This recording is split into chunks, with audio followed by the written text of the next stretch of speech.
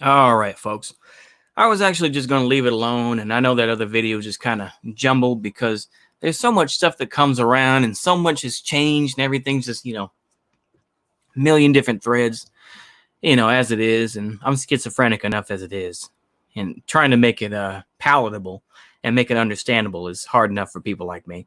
But I've got something that I think will be a perfect example of, dare I say it, the race baiting that goes on. And the clever editing, just as anything else goes, the clever editing that exists to make this more America's a backwards nation. It's like, yeah, I don't doubt that. But the thing is, I'm not going to let you motherfuckers say that about the country that I live in. So there you go. Anyway, let's go ahead and put that up. And let's go ahead and start sharing this, man, because this is going to be some ridiculous feijoa. Let's watch this, man. Okay, it's going to take a minute. There we go. All right. Go all the way back to the beginning.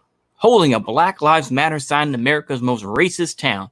And of course, America's most racist town is a very misleading thing because, yeah, how can you measure racism? And of course, this is how they measure it. Harrison, Arkansas, Ku Klux Klan headquarters.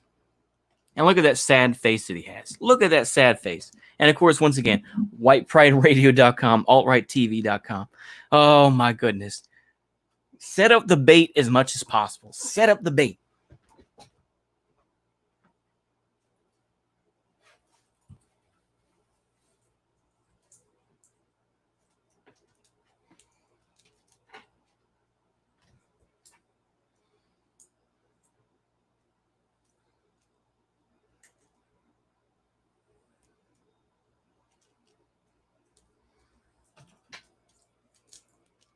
All right, sorry about that, folks. Let me unprofessional. Okay, now let's hear this. Even though he's got the subtitles on, but let's hear this. Look at that pitiful face, and of course, yeah, the most racist town in the United States. Have a little pride in your race, brother. White pride, worldwide. I wouldn't say after dark, man. Honestly, dude, you have balls of steel because you could get hospitalized by some guys that want to beat your ass. I've had several old men come out here, look out the window and tell me, says, you better go tell that nigger to get out of here and shit. See, they always make fun of right-wing folks, like Lawrence Southern, or at least back in the day when Lawrence Southern was doing stuff like this. The way that it's edited, this and that. And to me, this is a perfect example. It's like, I'm sure, and we'll see an image of this. So let's go ahead and keep this going. About 10 minutes, I'm gonna be back. You better be fucking gone. Okay, come back. What about the white line? We matter too. You're a white man. Crazy. Sorry. You dumb shit. Are you a Marxist? Communist. Domestic terrorist. Why don't you take to Chicago or New York and hold it up where they're shooting each other? Explain to me why I couldn't find that. No, they don't. Do a real fucking job. I'm Jesus. Chad's out of town. That shit don't make shit here. Hey, all lives matter, not just black. You're a Caucasian. You're white. You look like a white guy holding a black flag. Oh, here it goes. It's gonna come up here in a moment. Hold on. I'd be ashamed to be a white boy carrying that stupid sign. You're white, aren't you? Oh, boy. How you doing? I'm good. How are you? Did I miss it? Did I miss the clip? Hold on. Let's keep it going though for a minute. Good. Thank you. Said something too? Yes, sir. I am good. Because I'm tired of seeing this right here is the biggest hoax there ever was. There's some truth to that, especially when you consider the fact that the infamous Minneapolis bail fund, the money disappeared. And of course I know. Oh, but that doesn't have anything connection with Black Lives Matter. I'm just saying is that once again, the connections are there. So anyway. It's the next thing to ask. It is. Yeah, black lives do matter, but what about ours, man? Apparently, black people's lives matter more than us. Apparently. Oh, here we go. Sorry. Okay. Okay. Here we go. More than us. Apparently. The Irish have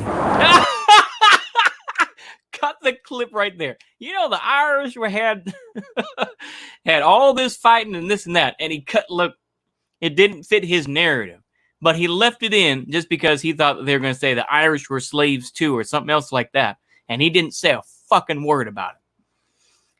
They create their own enemies. Remember that. Now, you can feel as you want to and say, oh, people in Arkansas are racist and, you know, it's the home of the Ku Klux Klan.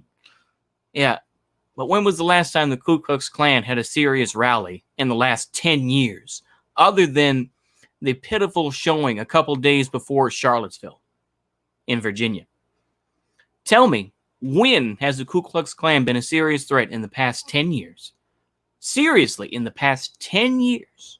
Now, you can say other groups that were influenced by the Ku Klux Klan. Okay, but specifically the Ku Klux Klan, of course, people are going to say, oh, why are you defending the Ku Klux Klan? I'm not defending the Ku Klux Klan. I'm saying is that why is it that you keep on playing this up?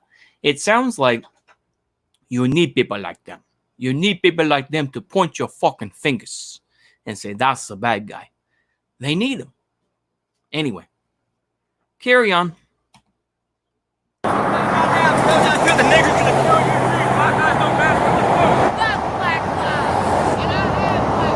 Hey Mike, how's your day going? Walmart, they put out this statement. We don't care what, who cares what they have to say? I would ask you to leave. Exactly what I'm saying is exactly what they would ask me to do.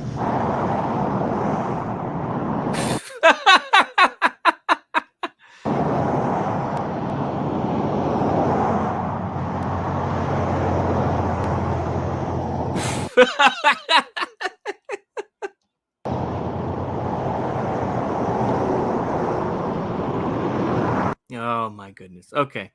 Well, there we go for that. That's hilarious, you know.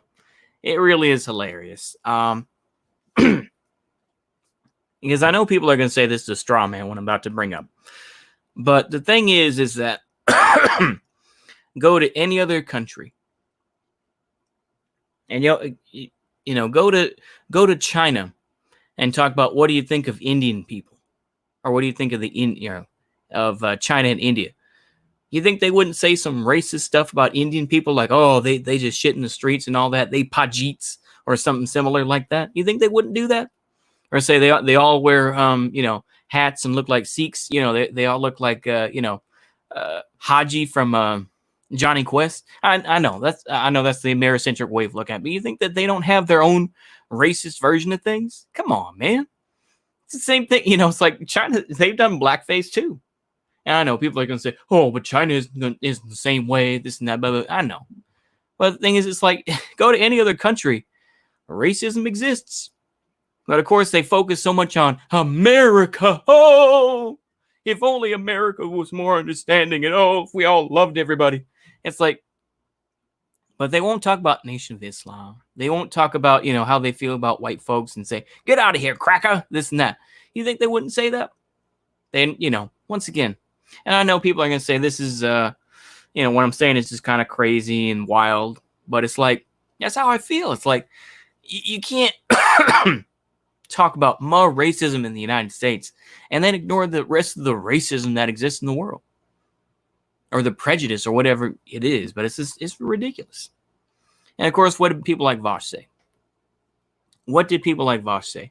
He said, oh, well, these are all degenerate white people, this and that. Oh, you know, they deserve to get killed. You create your own enemy. You know, to me, this is just perfectly, edited the way they want it to. Just the same way as, as you want to talk about people like, or the people that were at Rebel Media back when Rebel Media was a real thing. And all that type of thing, or all those types of instances, I should say, of reporting. But such is the way, isn't it? Such is the way. So, and what I was talking about earlier in the other stream was talking about that podcast. What is it called? It Could Happen Here, which is talking about the end of the United States and balkanization and all that, which of course is done by Robert Evans. Who used to be at cracked.com and now he works for Bellingcat, and And of course, I mean, he opens it up and makes himself sound so cringe, where he's just like, I vomited on half of my friends, bro. It's just like, it goes to show, it's like, okay, so you're a college dude that never grew up. He, of course, tries to portray himself like he's some, immigration officer or something like that, where it's just like, oh, we're in the United States because, we're in Washington State because, all the wildfires are going on, this and that. He paints this very vivid picture. And of course, he says, ironically, of course, people from Arkansas that came up and they had this, faded paper, that had a cross, outlined in fire, this and that, to employ that the Ku Klux Klan, runs Arkansas now. And it's just, it's finally, they just finally went mask off about it. And it's like, you almost feel sorry for them because they're so gaunt. And he talks about the dad, talks about the mom, talks about the child. He says, but the baby's going to die. And it's just pitiful fear mongering. And then, of course, he talks about, 1/3 of the soil has been, topsoil has disappeared forever. And then, of course, he talks about, the United States military being the worst polluter. But they don't record it. But then, what does he talk about in the actual video portion? He talks to people like Socialist Dog Mom. He talks to he talks to these other anti-fascists because apparently that is what we need to worry about. We need to be worried about people like Molly Conger instead, who are doing or talk about these other anti-fascists and all these other folks who obviously have their biases, don't they? They obviously have their biases. And we're supposed to feel sorry for this type of thing. We feel sorry for it. It's ridiculous, isn't it? It's absolutely ridiculous. When you see this type of feijoa that goes on. When you see this type of thing, it's just, when you see these types of videos, it's just bait. It really is. It's just race baiting, this and that. And it's like, and you can say, oh, well, they're racist down in Arkansas. It's like, go to any other place in the nation. You think that you wouldn't get some sort of pushback as well? Oh, of course not, though. Well, like I say, there's a big, once again, we have the optics fight. This is something that the alt-right was fighting back in 2016 and 2017. Now, in general, the alt-right doesn't exist. It's split into, the American nationalists like Nick Fuentes, sort of homosexual type stuff. And then the Wignats, who, there's still plenty of homosexual shit. But in general, the Wignats have kind of gone underground. They don't show their faces as much. They just, put out their tweets or put out their videos on TRS or wherever the case may be. And, they keep their distance because they've learned that whole optics war is a failure. And the left, who knows? Once again, they have put their, the moms in front in these Portland protests. They have put all these different folks up front. And so, they have already set it out where they're trying to win the optics battle. And, they're going to try to get more people to, be winners. It's ridiculous. It really is ridiculous when you see this type of thing. That battle has already been lost. Yeah. Hello, talking about environmental stuff a little bit, but I think, if you watch this again, Union Army Ball, I was talking about a video that was uploaded. It was basically race baiting. This guy was holding up a Black Lives Matter sign in the home of the Ku Klux Klan in Arkansas. I forget where. Not Bentonville, Arkansas, because obviously that's the home of Walmart. But anyway, they, he was holding up this Black Lives Matter sign. All these folks were saying, N-word this, why, all lives matter, white lives matter, and all this type of thing. And then, of course, they cut. It's so fun to me. He left out he left part of it, but then he cut the rest where this guy was going, the Irish, and then cut it right there. So you can go back and watch that for yourself. It's hilarious. hilarious in its ridiculousness, and just hilarious in the sense of just, the bait that people want to take. I mean, this is the same type of thing that, the SPLC did to get Northern liberals to give money, And of course, this is part of the issue, isn't it, in the United States, where it's just like, oh, well, the South is just full of a bunch of dumb rednecks, and, northern states and California, this and that. They pay, they pretty much just pay for all the welfare that happens in those red states. And so you have this elitism, this sense of, oh, well, we pay all those folks that do that, this sense of entitlement. We pay those taxes. We do all that. So how dare they? And so you get this shit lib attitude, where it's just like they think that they know better. They're going to insult people as much as possible, and they just think that that's going to be the way to win. No, that's the way you get to war. And then, of course, these are going to be the same people who say, we didn't want war. We didn't want these things. We didn't want all this awful stuff. That's what they're going to say. Well, we didn't want the Civil War to happen. We want, we needed to get rid of capitalism. We just didn't want it to happen this way. And I can already tell you, those are, once things settle down after the balkanization, that's what's going to happen. And ironically, yeah, I will be moving to, hopefully I'll be moving to Montana or Wyoming or something like that, which I think will probably be safer places to be because there'd be less people, and I'd rather hide out there than wait in Texas and sweat my balls off, or go, further south and see all that stuff that goes on. Nah, I don't want to do that. So, like I say, it's ironic when I say this type of thing, but that's my attitude. That's my attitude when I see this type of thing. It's just nonsense, man. It is. It's just nonsense to see what's going on.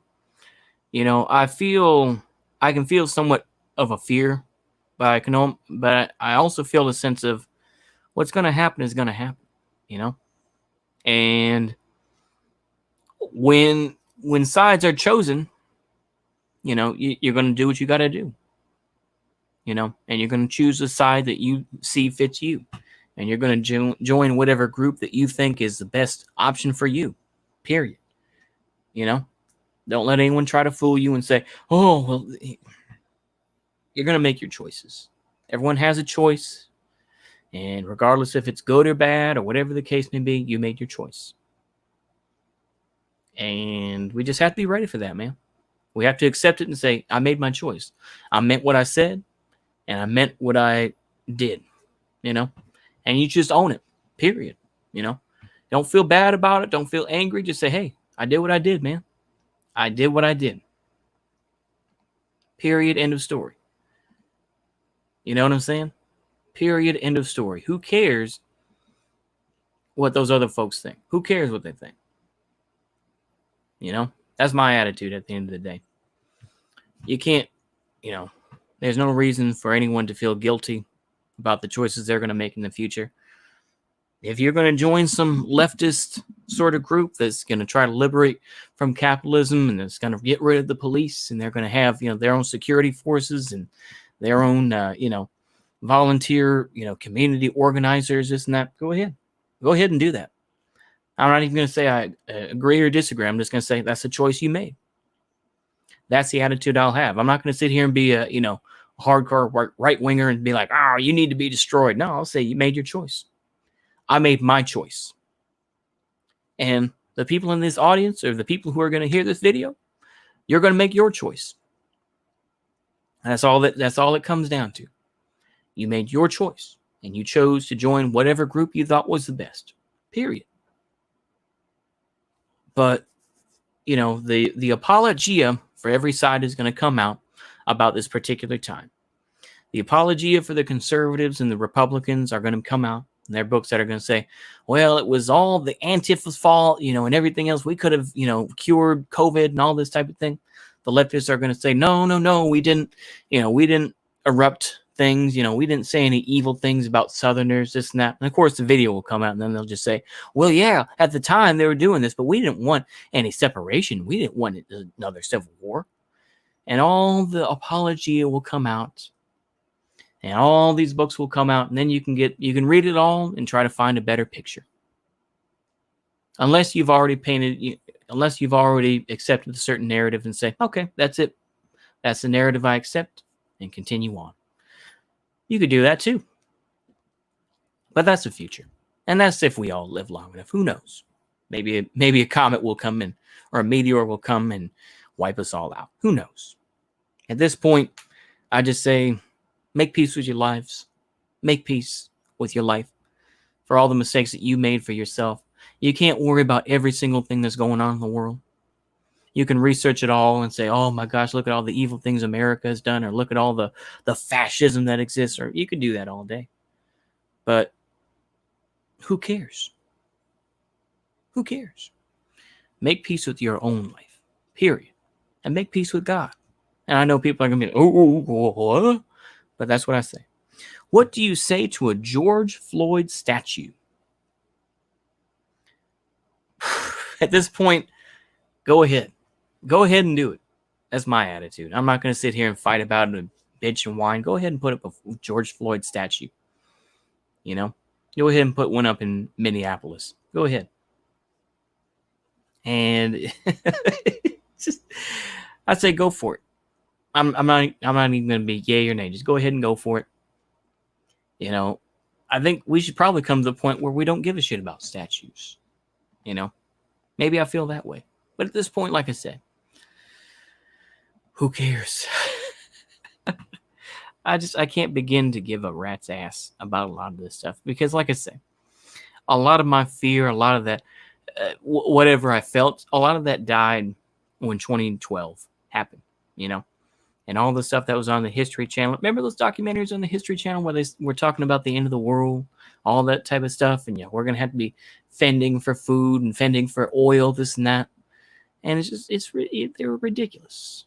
Absolutely ridiculous fear-mongering feijoa, you know? And what happened on December 21st? The world continued on, you know? And even after all this stuff happens, life goes on. And that's what we have to remember.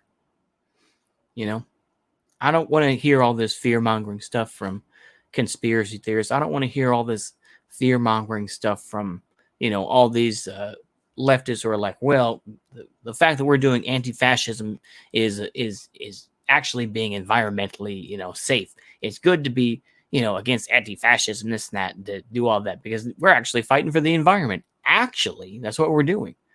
I don't see how that works, but I mean, I guess if you say so, all right, you know. But at this point, people have already made up their minds. Now, of course, people can still change their minds to a point, but I think a large portion of people have already made their choices.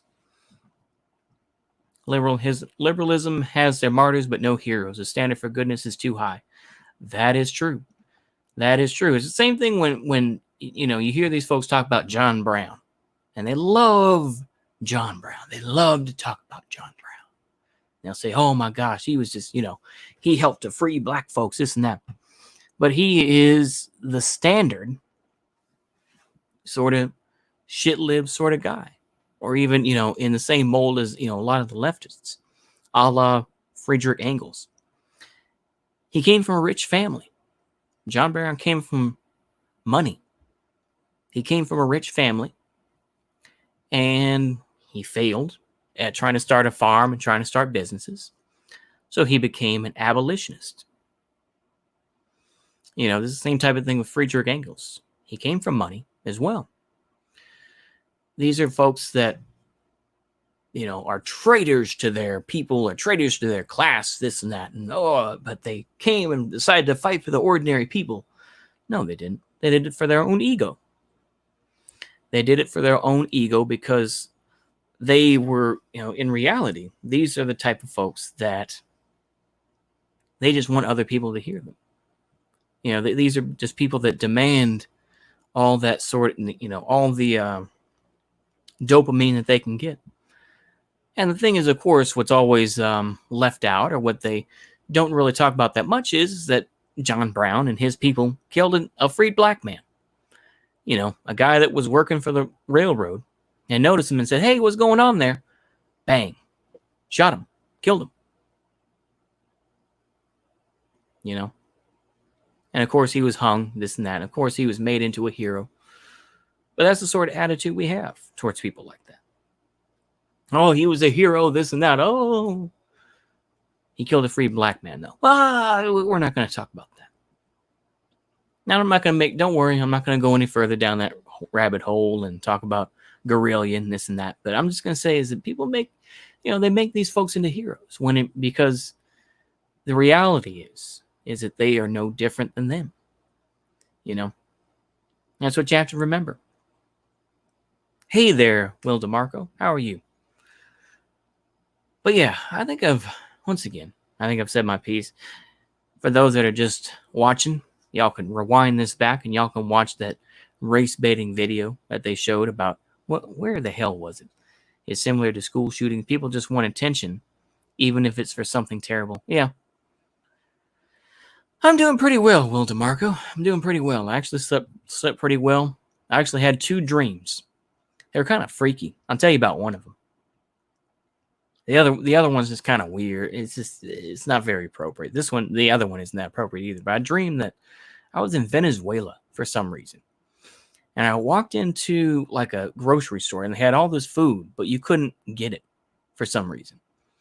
And they were like, you need to get the hell out. And I remember that, I was going across this other bridge, and the other bridge that was smaller was like being flooded out. I don't know why I remember that because, it had just been raining last night. But so I went over the bridge and I was just waiting. And the last thing I remember about that dream was just there's some immigration agents that wanted to let me in. It's very weird dreams. I always have weird, wacky dreams like that. Didn't make any sense, but that's kind of typical with me. A lot of stuff doesn't make sense. I just try to make it work. But like I say, that's about it, really. My dreams are weird. I think it's something wrong with me. Could be just it's like if you take that MBTI test. I know that I'm an INTP for the Myers-Briggs. So I'm very much an introverted type of dude, even though, I go on here on YouTube and rant.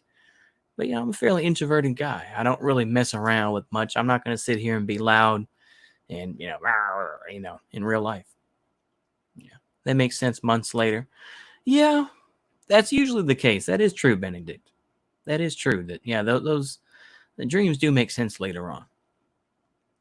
But, yeah, such is the way, We've got all these folks that are just saying fascism is going to take over the United States, and I don't think it's, the thing is that, once again, there's just so much feijoa out there, isn't it?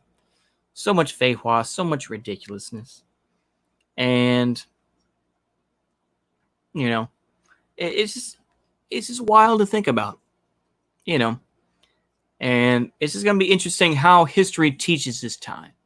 And it's going to be interesting to see how they're going to paint this time in history. It's going to be interesting, to say the least, how they're going to paint. It's going to be fascinating to see how they paint this time and how we are seen. It will be interesting. It will be fascinating to see what's going to happen with that. What's going to influence that, I think that's all I really got. That's all I got at this point, really. Just kind of the same feijoa that we've been talking about. I think that's all we can do. I'm just saying words that don't even fit together anymore. But at this point, I just say, you just got to make your own way and find happiness where you can. And I know happiness, it's like I remember watching this one commercial that was done by the local Baptist church, but you need to have joy, not happiness. Happiness is temporary and joy is eternal. But I just say find happiness and then you can find joy later on. I'll put it that way. I dreamt about Christian evangelists yelling at me from the second-story roof of my house while I was in bed last night. Weird stuff. Huh. Okay. I mostly dream about school, but I'm done with school. So weird. Yeah. I did that too for a few years. I mean, I'm still in college. It's my last semester, which is it's going to be interesting as hell to say the least. Because I saw a video from the dean of the specific college that I'm in, and they're going to have, of course, less chairs, so plenty of social distancing. But if you can't get a visa or something like that, then you can be able to live stream them. They'll be live streaming the face-to-face classes and everything else. So it's going to be interesting to say the least, man. It's going to be interesting to see, and it's going to be more interesting to see the fight against. I imagine there's going to be a fight against the vaccines as well. So once a vaccine does come out, at least for the United States, it's going to be fascinating to see what happens with that. Particularly with the black community. And it's going to be interesting how leftists paint that. Because, of course, the black community is going to be like, hey, look at the Tuskegee experiment. Look at this experiment. Look at, how they treated us back then. Why do we need to take your white vaccine? And this is something that people like the Honorable Minister Louis Farrakhan talked about. He said, we're not taking no vaccine. You done too much to us. Until people, unless the country of Cuba says that it's okay, we're not using it. So I think that's going to be the next battle. And it's going to be interesting to say the least what's going to happen with that. Maybe nothing will happen with it, but it'll be interesting to say the least. One last thing I want to mention. I saw Vosh had a interview yesterday and also had one today, but he had one yesterday talking about the riots in Portland. And it was a guy that was with Robert Evans, this and that. Once again, I was talking about Robert Evans earlier, the reporter for Bellingcat. But he, was just talking about, the right wing hardly isn't here. Once again, it's like, we've been through, a lot of LARPing, a lot of shit talking where he was just like, we've endured so much here. When the Proud Boys come up, we'll just be like, what are you doing? What are you doing, man? Your right isn't going to mean anything. And it's like, you're getting kind of full of yourself, man. Don't feel yourself like that. Don't fool yourselves and act like, you're the toughest things on earth because the feds didn't decide to shoot you. It can always get worse, especially in cases like that. So you get this, you're getting this kind of arrogance where these rioters in Portland are starting to feel themselves like they're going to win something. And I don't think they will. Then, people aren't going to get rid of the police that easily. It's going to have to get much, much, much worse before they get rid of it. Seattle, police are still around. Don't let them try to fool you. So, like I say, and what would you even replace the cops with? I was going to do a whole other separate video, but like I say, I'll probably scare the rest of my audience away here. But what would you do anyway if the cops weren't around? Are you going to create some sort of vigilantism? Or are you going to have this separate, you're going to have detectives and, the crime scene investigators and all that, the CSI folks, everything else that are going to still be a part of it? How is that going to work? It's going to be interesting to say the least. Same thing with ambulances. So, the narratives are already setting themselves up.